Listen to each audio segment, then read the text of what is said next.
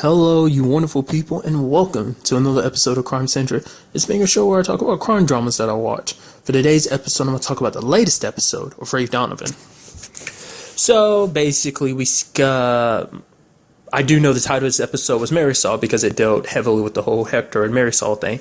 And I brought it up in the last episode. I knew it was going to go that route. He did finally bring it up this episode. He's like, help me out, Ray. Just help me out with the situation. Remember, I was there for you. It's like, dude, you're throwing that in his face. Like, he's indebted to you and Father Romero. And it's just like, you doing your little screwy thing with him, just like kind of almost guilting him. It's like, you owe me for this, right? He has not used those exact words. Now, eventually, I get the feeling he might go that route, but he did it to a certain degree. He didn't outright use those exact words, but basically the meaning was the same. Like, oh, basically, you owe me for me helping get your life together, which sucks because basically, like, it's like, you should realize, like, oh man, you helped Ray work so hard to get his life back in order. Like, you stop drinking as much, stop doing these type of things, and you're dragging him back in. Because he's even going like, because Ray was initially being like, oh, I'm not going to do it. Like, he's like, oh, but you do it if some random person asks you to do this type of thing. You know, if it's because I'm your quote unquote friend that you won't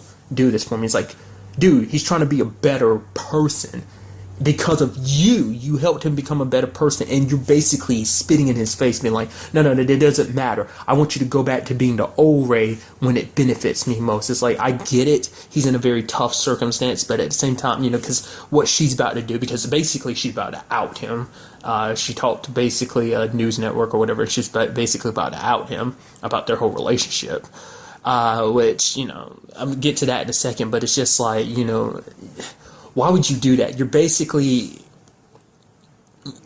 causing a rift between someone you've had a really good relationship with so far. And it's like, and it comes up later on because Father Romero is like, basically people have to face the consequences for what they do. And it's just like, he's not, which he kind of does to a certain degree, I guess. Like, when it was all said and done, like that whole thing about him getting pissed at Ray, he's like, oh, you made her lie. Now she's talking about she's going to kill herself. I don't know how to interpret that. Like, no matter how much he wants to push her away because she's blackmailing him and stuff like that. I mean, this part of me is like, is she even really blackmailing him? Is he just using that as an lie and excuse? So he'd be like, oh yeah, the reason why we're still together. Like, because she would even talk about the fact that she's like, oh, it's much more than that. Because basically we end up finding out their past. Basically, she took advantage of him when he was like around 13. It was like roughly around the same time as that whole thing with the priest. And she was like 25 at the time, and she took advantage of him. So, that's kind of something he's held against her. But at the same time, he went for it because to him, after what happened to him, he was so afraid of being gay. It terrified him. It's like, no, I'm not gay. So, he went along with it because it's just like, yeah, this will prove that, that in a sense, I guess it's like I'm straight, that I'm quote unquote a man, because it's just like, and it's because, I guess because in some cases, some people grow up, they feel like, they feel demasculated, and whether you end up being gay or not, like, it doesn't change what happened to you. If he ended up, but at the time he was just like, after what happened to him, and I guess it's because, depending on what neighborhood you grow up in, being gay, isn't something that's like, accepted a lot of times. I mean, yeah, the world's open-minded, but not, maybe where he grew up being gay wasn't, something like that. But it's just like, that was his brain trying to compartmentalize what had happened to him, and just been like, oh, am I gay? It's like, no, I don't want to be gay. I can't be gay. That's crazy. So he not let that happen, but it happened.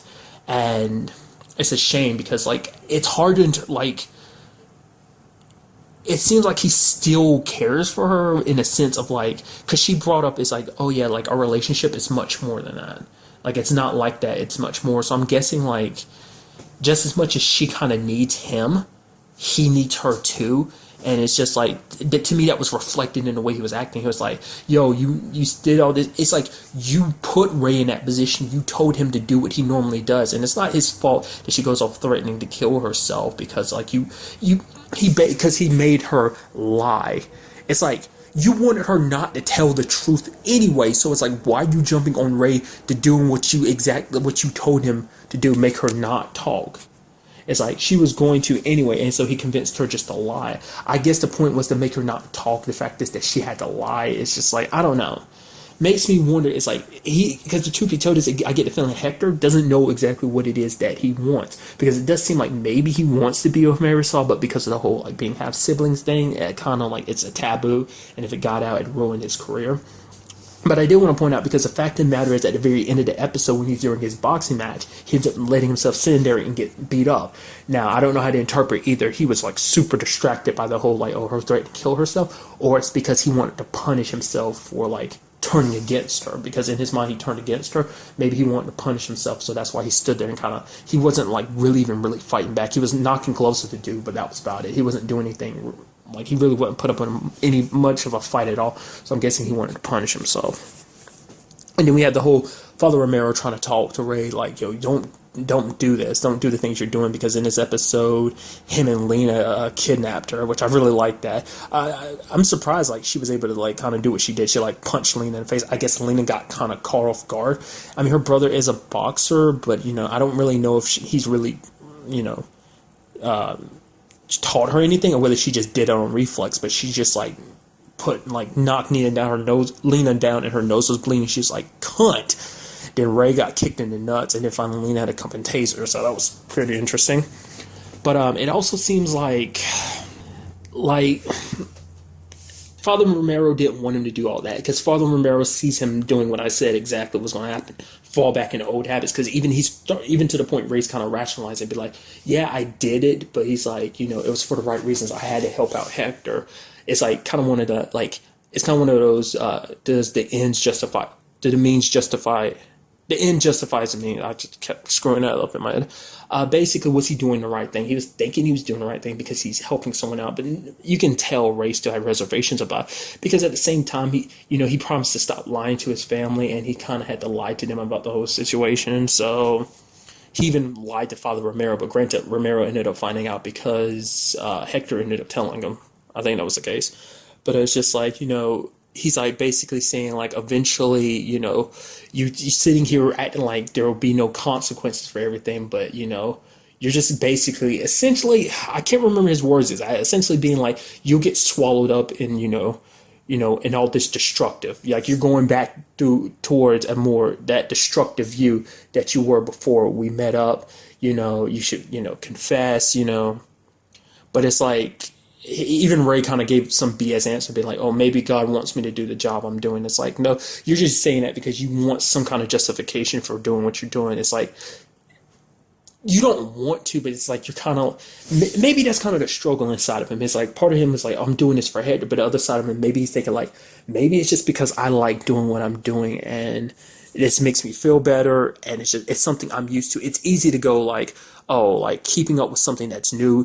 He's been like doing what he's done. He's probably done it for years, so it's kind of hard to break that habit. You know, that was one big storyline. Granted, you know, like I said, I'm very interested to see where that goes, the whole Marisol thing and the whole Hector thing, because I get the feeling it is more than just like, oh, what happened between them. Like, maybe it's that situation that through what happened, they ended up actually legitimately falling in love with each other, that they actually need each other. It's a very destructive relationship, but in their minds, they need each other.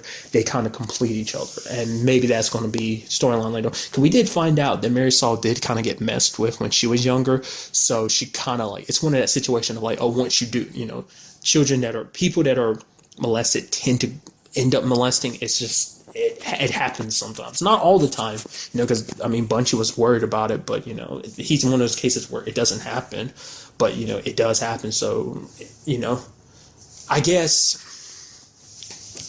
I don't know, maybe she wanted to be with someone where it's kind of like, oh, like I get to choose. Whereas like with her dad, you know, she didn't get the choice. Now with Hector, she got the choice. It's like, oh, I'm gonna go after him because I decided to. I don't know. I'm very interested to like kind of hear the full story on that, like to learn more about their past and see how they got to where they are. We got pieces here and there, but it's like, I wonder, will they kind of make a clear-cut picture of just like, yo, like this is like, you get a look inside of her mind as to why she did what she did. Was it simply because of her dad, or was it because like legitimately she wanted someone that she felt like, you know, maybe at the time her and Hector were really tight and they had a pretty close relationship, and maybe that's why she did, because she's like, oh, Hector loves me, so like I love him too, so, and kind of took that and made it a more physical love. So I don't know, Other storylines we've seen, well, Bunchy and Teresa basically not having sex. Basically, her being pregnant just like gets her hormones going, and she's just like super horny. And he's just like, dude, it's just like she wants to keep going and going. And then Abby basically makes the suggestion of getting a toy, which to me, I thought the whole thing was funny because it's like you're going shopping for sex toys with your sister-in-law.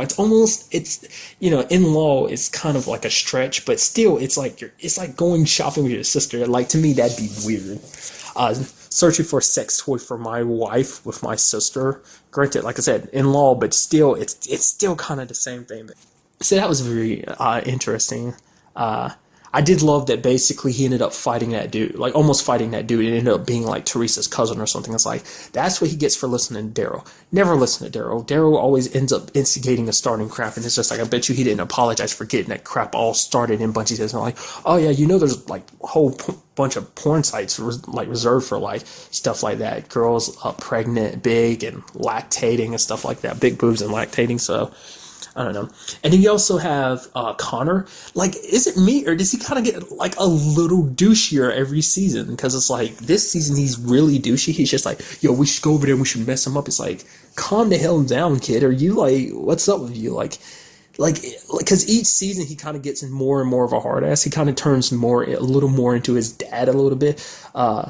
When the last season he beat that kid up, and all those people showed up in his house because he was trying to be cool and have all those people over, but everyone was there just making out with their respective girlfriends, and he basically beat up that one dude with the bat just because he was so tired of it. So there's that. Throwing that thing at that one kid in like season 1, season 2, pushing that dude down them steps and stuff like that. Like, each season just getting douchey. Because it does seem like his storyline's kind of taking a back step. It's not like I don't think he's ever been one of the major storylines, but, his storylines, I feel like, get smaller each season. So I'm curious to see will they do anything with him, like him being the way he is. I guess it's just part of him getting older, but still. We also had the whole situation with Terry. He was there. Abby got robbed, and he got beat up, and everyone was kind of poking fun other than that. Because, I think out of all the brothers, Terry's probably the toughest next to Ray. I don't know which one of them is probably toughest. Maybe Terry. I think Terry could probably kick Ray's ass. My opinion. Ended up getting robbed. I mean, granted, the kid he ended up going against, I think his name later on was Damon, right? Is it Damien or Damon? Whichever case, kind of laid him out flat. And he ended up inviting a kid later. He's like, oh, let's go to the boxing match. And also, if you ever want to, start boxing, this is a gym. So he's like, because you got speed on you. So he's like, that's kind of interesting. He recognized the skill. And what I really found interesting is the fact is that he was so adamant about finding Abby's purse. And I guess it's because the whole, can't really work with the church like he wanted to thing, because his quote-unquote fate hadn't been tested, right? So I'm guessing, he just wants to prove useful in some shape or form, because he's not running a gym that's up to Bunchy now, And because he still hasn't come back to take that over. While he was in jail, he told Bunchy to kind of manage things. So he's still not even working at the gym. So I guess he really doesn't have anything to do. He was really dead set on doing that church work, but it's just that kind of fell through. So he was drinking a little bit, but I guess, because he was just kind of bummed out and depressed. But I guess he just wanted to feel useful, that he could do something, that he isn't just kind of what's the word? Just slouching around. I can't think of the word right now. Leeching off of them kind of situation. Maybe he feels like that. Also, we end up seeing that cop lady who does seem like she might be a little flirty with him, because Abby pointed it out too. And we did see him later on in the episode kind of looking at her car. And the moment that happened, I was like, the moment that conversation was happening, and she's like, oh, here's a card so you can get in contact with me, my number. And you kind of see a smirk across Abby's face, like, oh.